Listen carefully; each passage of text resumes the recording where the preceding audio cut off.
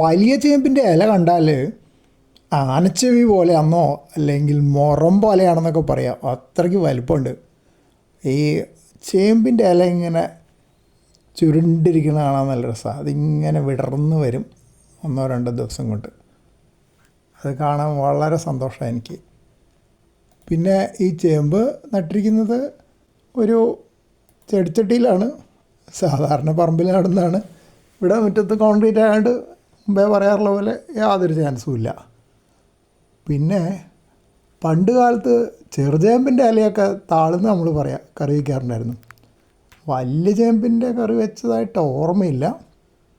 പിന്നെ ഒരു അടക്കയുടെ വലിപ്പമുള്ള വലിയ ചേമ്പാണ് ഞാൻ നട്ടത്. സാധാരണ വലിയ ചേമ്പെന്ന് പറഞ്ഞാൽ ഒരു ക്യാരറ്റിൻ്റെ അത്ര നീളമൊക്കെ ഉണ്ടാവും, അതിലും വണ്ണം ഉണ്ടാവും. പക്ഷേ ഇത് ഞാൻ ഏറ്റവും ചെറുത് വാങ്ങിച്ചത് ചെടിച്ചട്ടിയിൽ നടുമ്പോൾ സ്ഥലപരിമിതി കാരണം ഏറ്റവും ചെറുത് പരീക്ഷിക്കാം. പിന്നെ വലിയ വിലയാവില്ലല്ലോ. അഥവാ എലി കരണ്ടി പോവേ അല്ലെങ്കിൽ മുളയ്ക്കാതെ നഷ്ടമാവുകയാണെങ്കിലും അത്ര ചെറുതിന് വലിയ വിലയില്ലല്ലോ, തൂക്കത്തിനാണല്ലോ വില. അങ്ങനെയൊക്കെയാണ് ഈ വലിയ ചേമ്പിൻ്റെ കഥ.